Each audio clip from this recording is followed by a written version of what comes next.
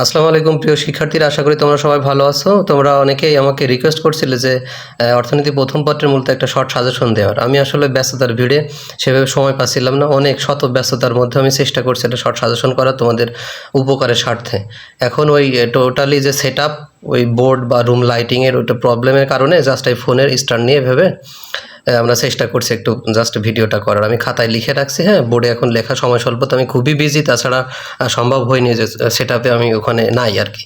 যাই হোক, এখন দেখো আমি প্রত্যেকটা অধ্যায় এভাবে কিছু শর্ট সাজেশন আমি বোর্ডের উল্লেখ করে দিয়ে দিচ্ছি। আমি একটুখানি একবার করে বুঝাই দেবো, তোমরা আশা করি বুঝতে পারবে। এগুলো পড়ে নিলেই তোমাদের মোটামুটি 90% কমন পাবা আশা করছি। আসলে আমাদের লাগে তো 11টার ভিতরে 7টা লেখা লাগে, 4টা তো স্কিপ করার অপশন থাকেই। এখন তোমরা চেষ্টা করবা মোটামুটি প্রতিটা অধ্যায় থেকেই পড়ার।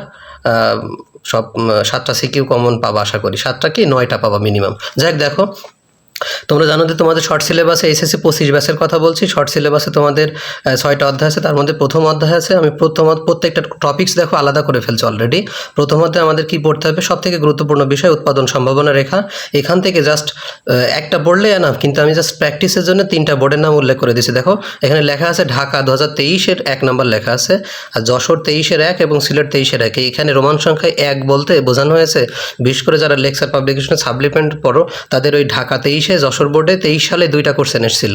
এইটা হচ্ছে প্রথম দিকে, প্রথমটা আছে বলে 1 নম্বর, আর যদি 2 লেখা থাকে তার মানে দ্বিতীয়টা। তারপরেও তোমরা বুঝে নিতে পারবা যে উৎপাদন সম্ভাবনা রেখা রিলেটেড যেটা ঢাকা বোর্ডে আছে ওটা, হ্যাঁ।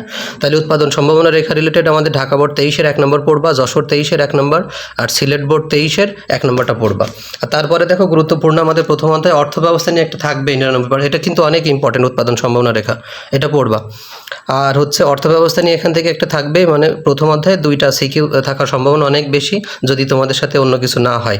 অর্থ ব্যবস্থা নিয়ে দেখো আমি লিখেছি ঢাকা 23-এর 2 নম্বর আর যশোর 23-এর 2 নম্বর। তার মানে ঢাকা বোর্ডে যে 2টা কোশ্চেন আসছিল 23 সালে এবং যশোর বোর্ডে যে 2টা আসছিল, 2টাই মোট আমরা 4টা পড়বো আর কি।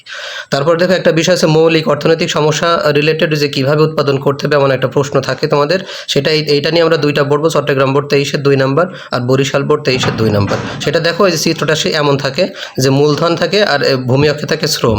এখানে বলা হয় যে এই যে জিসো কোয়ান্ট কার্ভ সম উৎপাদন রেখার সাহায্যে বলা হয় যে নিচের বাংলাদেশের মতো উন্নয়নশীল দেশের জন্য কোন ধরনের কোন বিন্দুতে, এখানে ধরো এই বিন্দু দিলাম আর এখানে ধরো বি বিন্দু দিলাম, কোন বিন্দুতে উৎপাদন করা শ্রেয় বা কীভাবে উৎপাদন করা হবে, এই রিলেটেড কোশ্চেন আছে। এই 2টা পড়লে হয়ে যাবে আশা করছি, তোমরা এগুলো ফলো করো। তাহলে প্রথম অধ্যায় চলে গেল, এরপরে আমরা চলে যাব দ্বিতীয় অধ্যায়। প্রথম অধ্যায়ে আর একটা জিনিস কিন্তু একটু স্কিপ হয়েছে, সেটা দেখো প্রথমে আরটা না পড়লেই না, সেটা হচ্ছে সুযোগ ব্যয় রিলেটেড একটা একটু চোখ বোলাই নিবা। সুযোগ ব্যয় ময়মনসিংহ 23-এর 2 নম্বর এই কোশ্চেনটা আছে, হ্যাঁ। তারপরে দাম ব্যবস্থা নিয়ে একটা একেবারে না বললেই না, এটা একটু চোখ বোলাই নিবা। কিন্তু প্রথম অধ্যায়ে সবথেকে ইম্পর্টেন্ট হচ্ছে উৎপাদন সম্ভাবনা রেখা এবং অর্থ ব্যবস্থা, এইটাই। এবার আমরা চলে আসি দেখো দ্বিতীয় অধ্যায়ে। দ্বিতীয় অধ্যায়ে আমাদের জানি কয়টা পার্টে আছে, সেটা আছে প্রথমে উপযোগ রিলেটেড কিছু কোশ্চেন আছে। উপযোগ নিয়ে আমি তোমার এখানে 3টা লিখে রাখছি, ঢাকা 23-এর 1 নম্বর, তারপর যশোর 23-এর 1 নম্বর, তারপর চট্টগ্রাম 22-এর 1 নম্বর। এই 3টা, এই প্রথম 2টা ঢাকা এবং যশোর 23, এটা হচ্ছে ওই যে টোটাল উপযোগ এবং টোটাল ইউটিলিটি এবং মার্জিনাল ইউটিলিটির সম্পর্ক। এটা অনেক ইম্পর্টেন্ট, কিন্তু এই 2টা খুব ভালো করে পড়বা, বিশেষ করে এই যে এই 2টা খুব ভালো করে পড়তে হবে। তারপর দেখো চট্টগ্রাম 22, এটা আছে ক্রমহ্রাসমান প্রান্তিক উপযোগ বিধি। এটা মূলত গ নম্বরে থাকে যে কোন বিধি উল্লেখ করা হয়েছে, আর ঘ নম্বরে এই বিধিটি কৃষি ক্ষেত্রে ছাড়া অন্যান্য ক্ষেত্রে প্রযোজ্য কিনা, এই রিলেটেড একটা কোশ্চেন আছে। যারা অলরেডি আইডিয়া আছে পড়েছো তারা বুঝতে পারছো আশা করি। তারপর দেখো ভারসাম্য দাম ও পরিমাণ চাহিদা যোগানের সাহায্যে কিছু কোশ্চেন থাকে, এটা তো অনেক অনেক ইম্পর্টেন্ট, এটা না বললেই না, তোমরা তো অলরেডি জানো।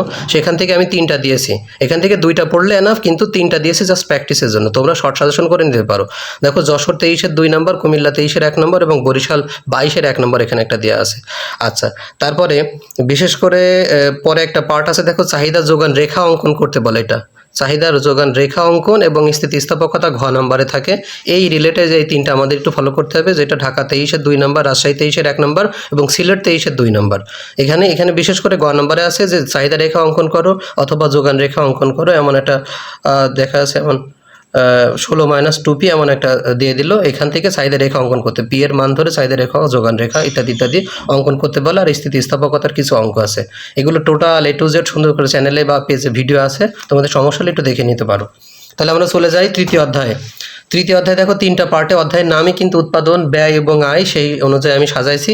তো উৎপাদন নিয়ে এখানে দেখো দিনাজপুর 23-এর 2 নম্বর, ঢাকা 23-এর 2 নম্বর, যশোর 23-এর 1 নম্বর এবং কুমিল্লা 23-এর 1 নম্বর, এইগুলো পড়লে হবে। এখানে উৎপাদন বলতে যে মোট উৎপাদন রেখা, তারপরে উৎপাদনের কয়েকটা যে মাত্রাগত উৎপাদন আছে না, ওই রিলেটেড ওইগুলো একটু পড়তে হবে।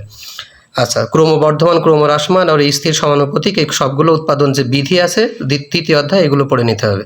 আর আই রিলেটেড খুব কম আসে, তারপর এখান থেকে 3টা দিয়েছি, এটা ঢাকা 23-এর 1 নম্বর, রাজশাহী 23-এর 2 নম্বর এবং চট্টগ্রাম 2023-এর 2 নম্বর, এটা পড়লে হবে। আর সব থেকে ইম্পর্টেন্ট হচ্ছে যে ব্যয়, অর্থাৎ টিসিএমসি এসি নির্ণয় এবং টিসি এবং এসি এমসি এর সম্পর্ক থাকে, এটা অনেক ইম্পর্টেন্ট। রাজশাহী 23-এর 1 নম্বর, দিনাজপুর 23-এর 2 নম্বর এবং কুমিল্লা 23-এর 1 নম্বর, এই কয়টা পড়লেই আপাতত হয়ে যাবে।